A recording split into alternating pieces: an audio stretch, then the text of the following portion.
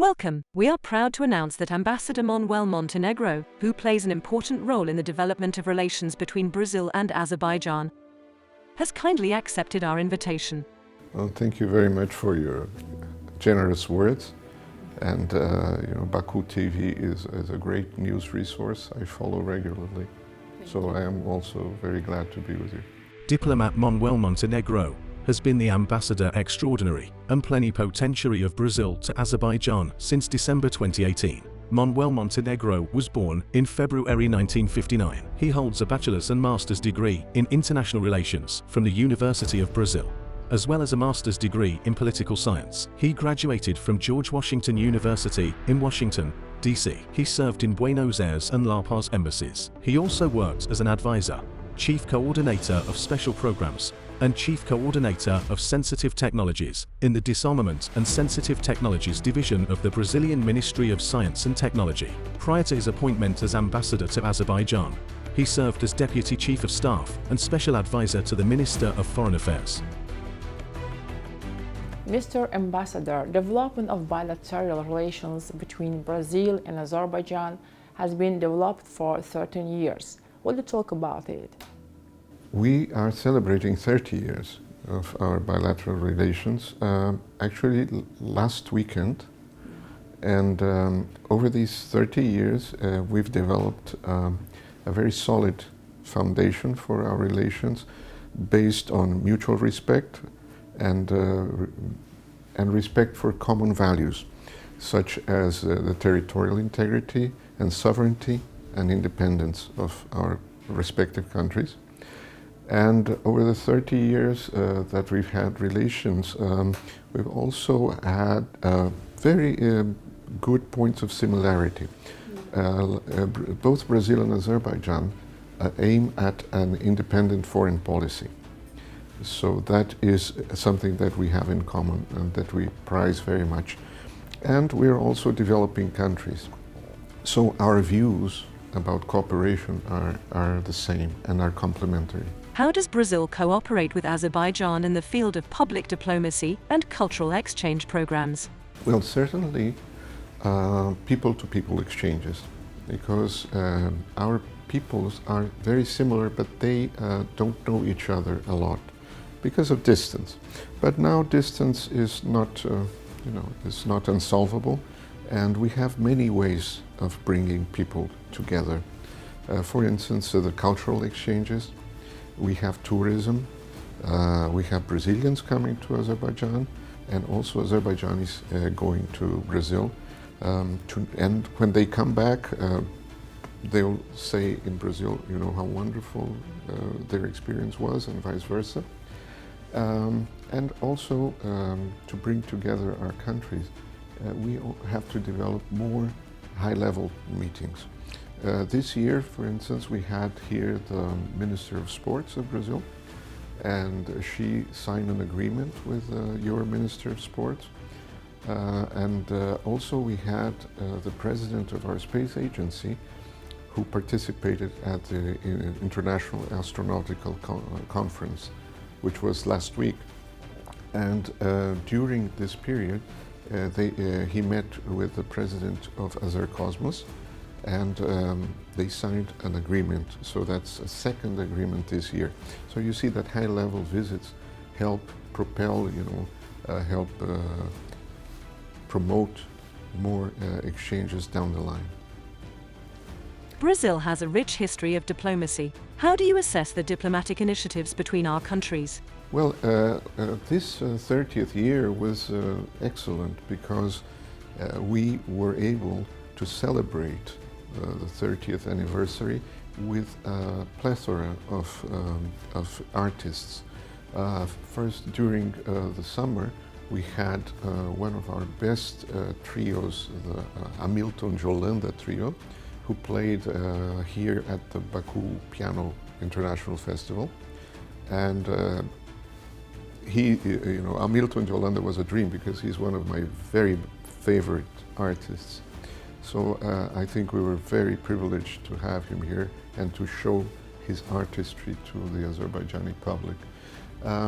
Also, we had the Festival of Symphonic Music, Actually, the first concert of the festival was was this month, and the second concert will be in November. And this is already the second Brazilian classical music festival of Baku. Baku has such a busy artistic schedule that I think our presence here every year is a privilege, because more and more people will get used to having a Brazilian festival of symphonic music, as they do the presence of Brazilian musicians for the Baku Jazz Festival. And by the way, we were very happy to see a Brazilian quartet at the Baku Jazz Festival. So with that, we have already 4 major activities, bringing the music or bringing the musicians. And on the 26th, and this I'm talking about our side and your embassy in Brazil, your embassy promoted a concert of friendship. And they brought to Brazil both Maestro Manazade and 4 soloists. And they played at the historic Teatro da Paz, which is in Belém, at the mouth of the Amazon. For us, it's very symbolic of our friendship and the future of our friendship, because in 2 years' time, we will host the COP 30 on climate change, the conference of the parties, in Belém. So Belém will be seen by the Azerbaijani public the same way that we see Baku in Brazil when you have Formula One. It will be all over the news. And last but not least, on Monday, next Monday the 30th, we will start with the second Brazil Film Festival of Baku at Denis Mall. It's for us a privilege to show 5 of contemporary movie productions with various points of view. And last year, when we did our first festival, there was a huge response from the Azerbaijani public. So we were encouraged to do this second Brazilian Film Festival. So you see, we are working on both ends on bringing public diplomacy and culture to the help, to the assistance of promoting bilateral relations. Given Brazil's role in the BRICS group, what are the prospects for cooperation between Brazil and Azerbaijan? As you know, BRICS was expanded this year, and the expansion of BRICS shows the clear option for the multilateral treatment of the challenges that the international order is facing. And I don't need to mention how many crises we're going through. Now, Brazil is a multilateral player by nature. We've always worked on the multilateral arena, and we think that it's through negotiation that we can solve problems. So when the BRICS expanded, this meant a contribution to reform the international system. Brazil is of the view that it's the multilateral system as it is today is not representative enough. And so something has to be done. And I think that the BRICS can help bring to the fore a lot of discussions that are not taken up today. A more representative system in the face of perceived shortcomings of the current system is a must. And I must mention that in this regard, the United Nations Security Council should go through an overhaul. As you know, airplanes have 3 levels of maintenance. So first is the maintenance, then repair, and then overhaul. At this point, the UN Security Council needs a thorough overhaul, and it must take on board more representation, more representative countries.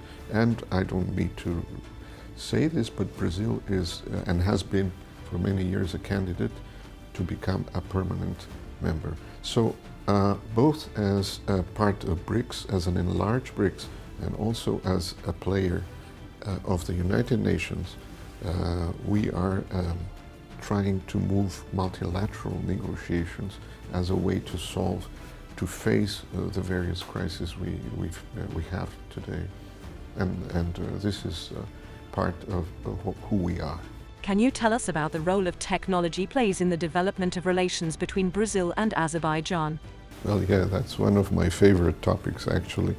I think there is a wide range of options there. First of all, we have agricultural technology that we could share and that would, I think, be very helpful for your agriculture. And at the same time, you have traditional agriculture.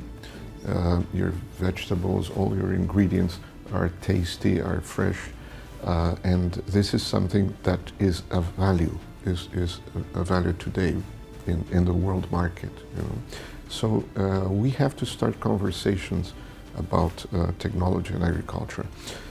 Moreover, we also share gas and oil. We are producers of gas and oil, and fortunately we're not competitors in any way. So we can really share mutual experiences, mutual exchanges of technology. We have the pre-salt deposits underwater. You have them here. We have offshore production. You have offshore production. We have gas production. You have gas production. So there's a lot of space there to talk about. And on our side, we have biofuels as a response to the green transition. And you have, yesterday I saw your president, His Excellency Ilham Aliyev, dedicating a new electrical energy, green electrical energy unit. So you have that, and you also have wind power. So that's another area in which we can talk about a lot and come up with new ideas. And I go back to the point about the exchange of visits. So organizing technical visits as well as political visits is something that I think as the way forward. How do global issues such as climate change and cybersecurity affect relations with Azerbaijan? Well, to begin with, climate change is a global challenge.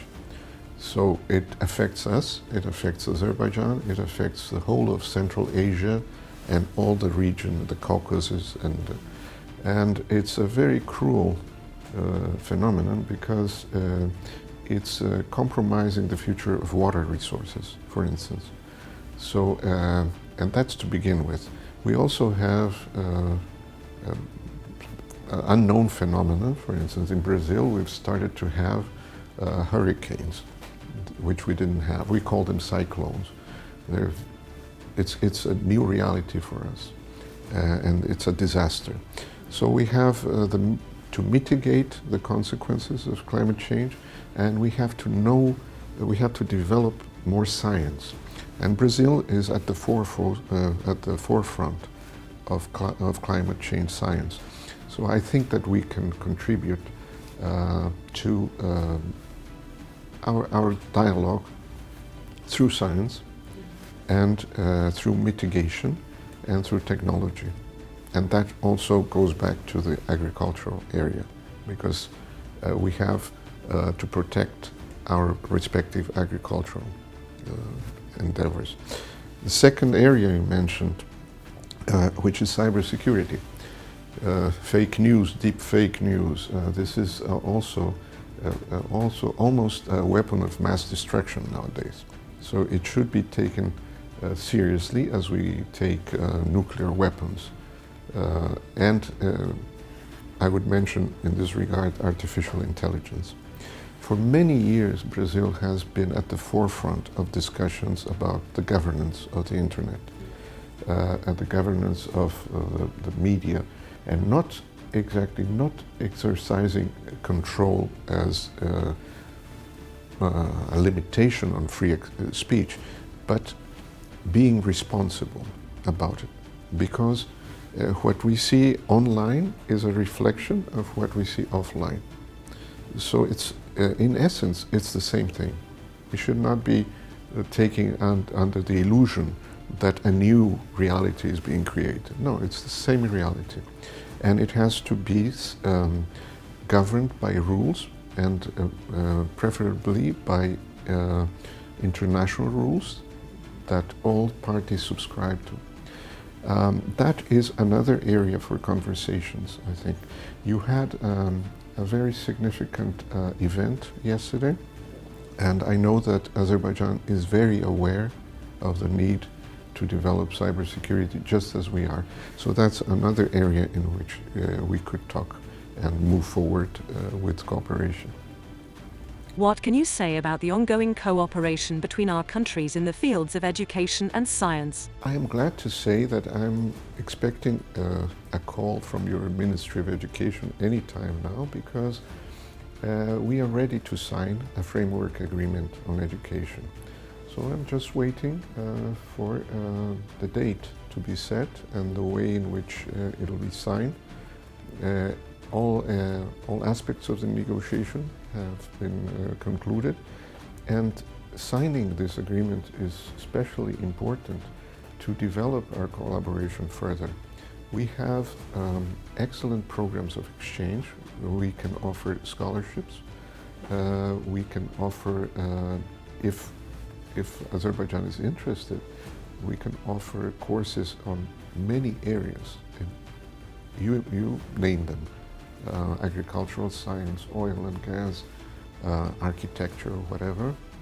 And also, in this way, we can also bring Brazilian students to Azerbaijan. Because at this point, without an agreement, we have no mechanism to select candidates.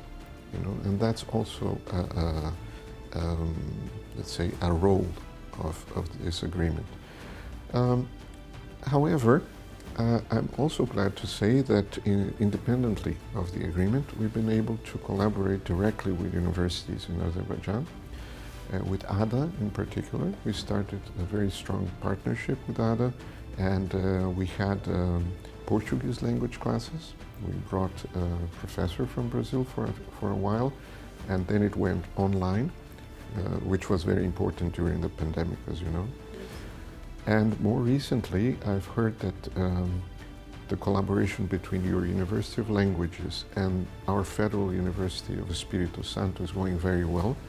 And this kind of collaboration involves distance learning. And so our side is teaching Portuguese to students on the Azerbaijani side of the University of Languages, and the University of Languages is helping our university in Brazil in the teaching of Russian language. So it's a win-win proposition. So I'm very glad that we have this educational cooperation already ongoing. Mr. Ambassador, what do you think could be done to further strengthen our economic ties? Indeed, we have growing trade. It recuperated from pandemic levels. It doubled, actually, the year after the end of the pandemic. But we could be more ambitious. And to be more ambitious, we have to construct a legal framework that, for instance, includes air services, that includes custom collaboration, custom information, that includes investment and double taxation. So those are the areas in which both governments can work. And the private sector, of course, will be encouraged to both invest and export or import, because that's, of course, their role. Our role as governments is to encourage the private sector participation in the economy and in the development of trade. So that's what we can do in the future to move forward. What can you say about cultural exchange, which contributes to strengthening ties between our countries? Well, as I mentioned, this year it was particularly fruitful. We brought musicians from Brazil, top-level musicians, And you also brought to Brazil your top-level talent. So at this point, I think that the cultural exchanges are a highlight of our relation, and they are the visible part of it, what society can see, which is very important because people-to-people exchanges are at the basis of mutual confidence, mutual trust. It's not only through tourism, not only through the economy, not only through politics, but mainly through mutual knowledge that countries get together, you know, they come closer together, even if they are separated by oceans and seas. Brazil is famous for football and legendary players. In your opinion, how much has Brazilian football contributed to your country's global image, both culturally and diplomatically? First, I should mention that I presented a proposal to AFA, which is a proposal from Brazilian Football Federation, Yes. to train young talent. I hope that will go, you know, places. I would hope that not only Azerbaijani talent be trained in Brazil, but also that we bring the technology itself, because now football is a lot about technology. And we've developed these schools of football that produce the new talent. That would be an achievement, I think. Now, as to our football, of course, we love sports, and we are very good at football, but we are also very good at volleyball. Yes, and every year since I've been here, I've gone to your gymnasium arena to watch the Brazilian teams that come to compete. And so gymnastics is also another area of sports. And then we have capoeira in Azerbaijan. We have very good level capoeira, which is taught by Azerbaijanis themselves. And the Azerbaijani Capoeira Federation, along with the United Nations, was able to teach capoeira as a mental health tool to the children affected by the conflict and to refugee children. That was one of my favorite projects. You know, the sports, helping mental health, helping the social conditions of people. And last but not least, we also have the Brazilian Jiu-Jitsu. Yes, and you are very good at it, actually, because Azerbaijan has top fighters in every modality: judo, karate, MMF, and also in Brazilian Jiu-Jitsu. So I'm you know, very glad to see that sports also can contribute to bilateral relations. And this year, our sports minister was in Baku, and she was amazed at the level of proficiency of the capoeira players. She was amazed at your arenas, and she was very much willing to contribute, to help push sports into the forefront of our bilateral relations. And actually, she signed an agreement, as I mentioned, with your minister. Cuisine plays an important part in our culture. What is your favorite Azerbaijani dish?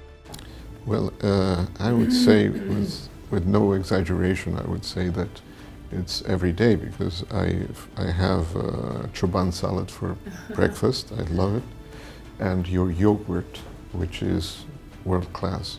So every day I have a culinary experience of with Azerbaijani food. Now, I've been to the regions, and I remember, especially in Sharqi, the PT. I've been to the south. I've been to Lankaran. I've been to Guba, and I was able to pick apples from the trees and eat them. This is like a privilege and adventure. I've also been able, on the way from Ismaili, to stop and pick tomatoes myself, and I love your tomatoes and cucumbers. And I would really be unfair to say which is my favorite dish because there are so many. Saj, of course, comes to mind. You have le lait kebab. You have the grape, the dolma, which we have a similar thing, but it's with cabbage. With grape leaves, it's absolutely amazing. So yes, I went to the south also for the strawberry festival. Strawberries are just wonderful, and they mix very well with the Brazilian dessert that's called Brazilian pavê. I'm sorry, strawberry pavê, pavê de morango. Which regions of Azerbaijan are the most memorable and have impressed you the most during your time as ambassador to our country? Well, it would be unfair to select one. I've been to many wonderful places in Azerbaijan. I drive myself to the regions whenever I can, and also I participated in organized trips to the regions.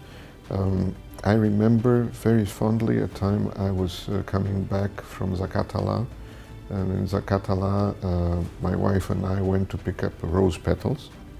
It was a wonderful adventure. And on the way back, we stopped at a certain place where there were mountains. And it was May, but there was still a lot of snow on the mountain tops, and that was unforgettable.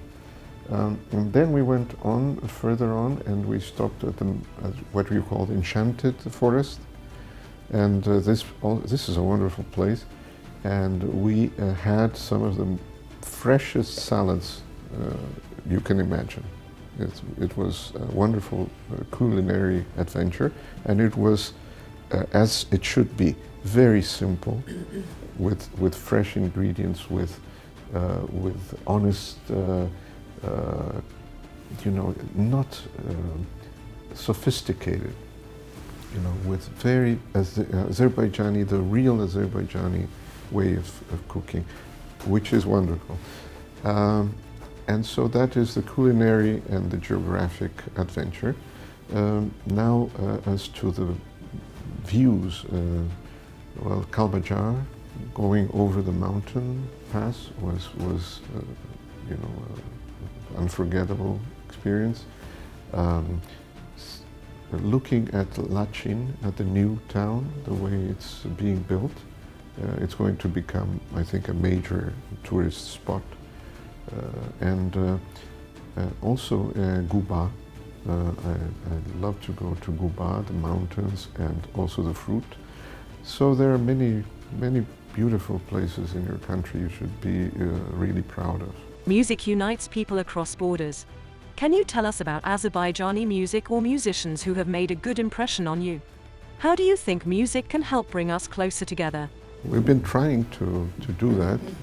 At the embassy, we've invited Brazilian musicians. Actually, we've supported the invitation of Brazilian musicians by people such as Rain Sultanov and Shahin, a great pianist, who organized these wonderful festivals, the International Piano Festival and the International Baku Jazz Festival. I would mention those two great musicians, but I'm being very unfair here because there are so many. There are wonderful young musicians who love bossa nova, who love jazz and bossa nova, and they play our music with such artistry. They even sing in Portuguese our songs. So that way music really moves our spirits. But I also would love to have more Azerbaijanis visit Brazil, and I'd love to invite you to go to Brazil sometime soon to witness how much we love music in so many ways. In our Rio Carnival is very well known here, but we have many other regions like you do, many regions where you have many festivals that are unforgettable to watch. How do you spend your free time? Well, whatever free time I have, I love to read, so I'm a good reader. But mostly I love music, so I'm also a very good fan of music, and that's more or less like I spend my free time reading and listening to music. Thank you for your time, Mr. Ambassador. Thank you very much. It's been a privilege. Thank you again, and see you soon.